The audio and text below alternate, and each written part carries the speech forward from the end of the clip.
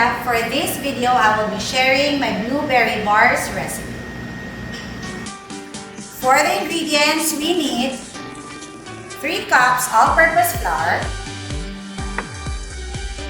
1/2 cup granulated white sugar, 1/4 cup brown sugar, 1 cup gravel butter, 1 teaspoon baking powder, 1/4 teaspoon salt, 1 piece whole egg, and a teaspoon of vanilla extract. And then for the blueberry filling, we need 1 cup DLA Blueberry, 1/4 cup granulated white sugar, and 1 tablespoon cornstarch. So let's start. If you have mixer with you, use paddle attachment, or you can use also your wooden spoon. Then mix first your butter and your white and brown sugar.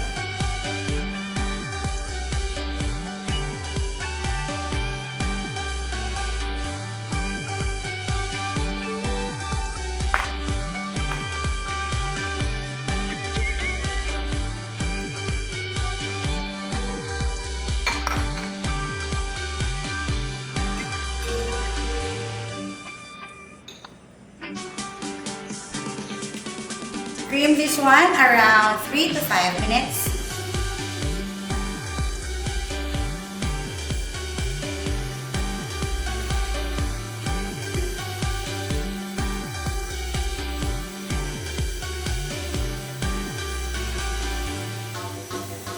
Then slowly add your egg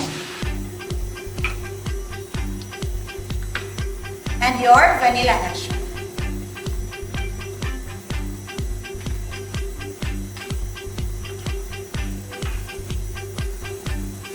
While this is creaming, mix na natin yung salt and yung baking powder.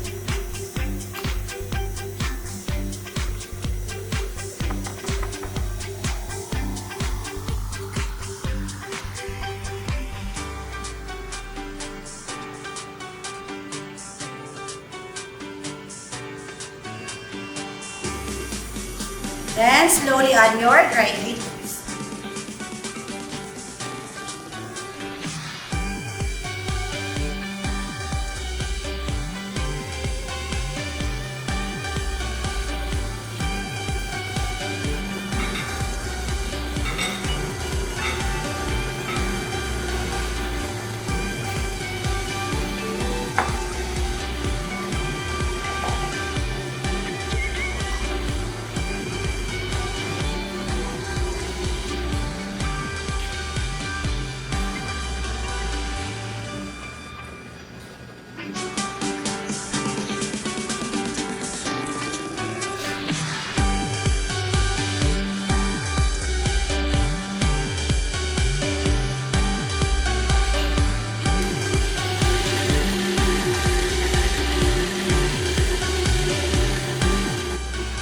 Mix this one until well combined.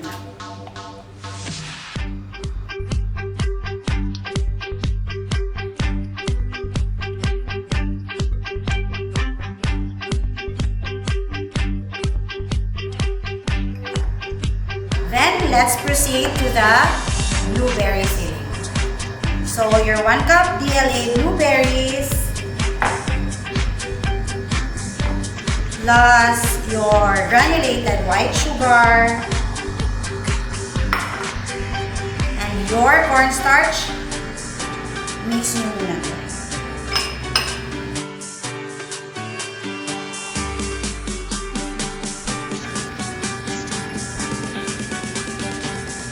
Then, let's cook this one around 5 minutes at medium heat para mag-thicken siya.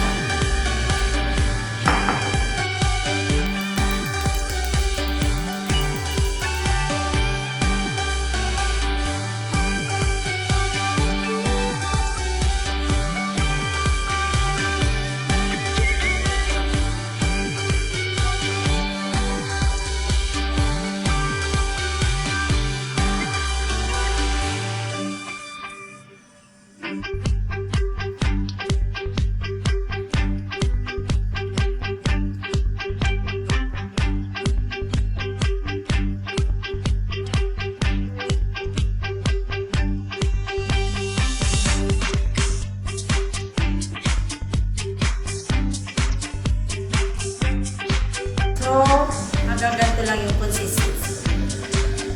Tapos, set aside.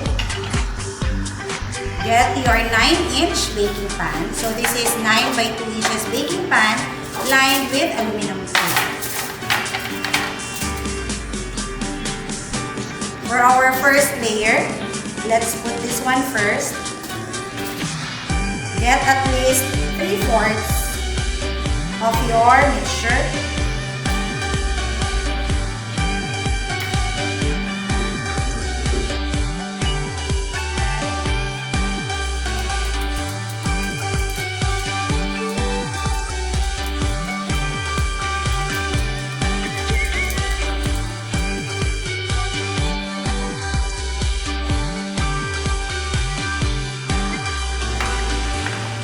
Then, after spreading,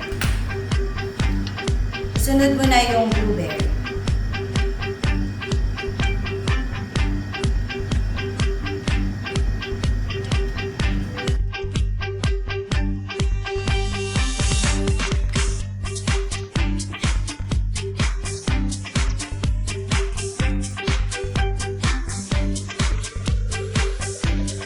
After the blueberry, let's top this one yung natirang mixture. Okay?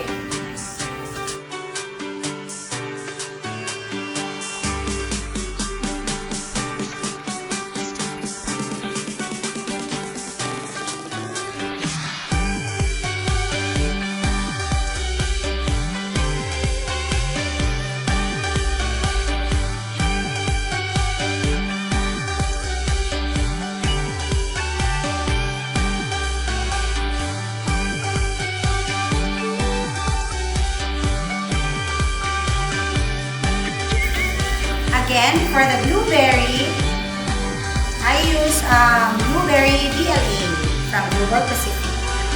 So this is available at Sweet House Baking Store. Then, bake this one around 30 minutes at 350 degrees Fahrenheit. There you go! Our blueberry bars is baked already. So, i-chill muna natin siya for 30 minutes. So, na-chill na, let's cut.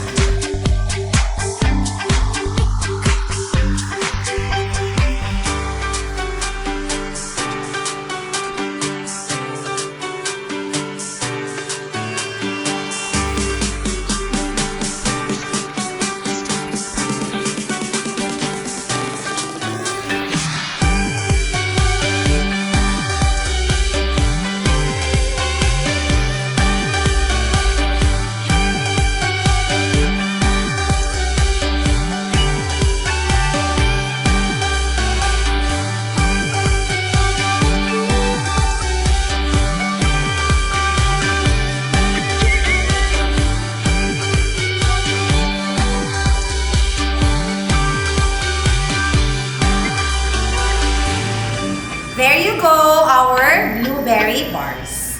Again, for the ingredients, don't forget to visit Sweet House Baking Store here in Cagayan de Oro, Balingasag, or in Palawan. And don't forget to like and subscribe our YouTube channel. Enjoy baking!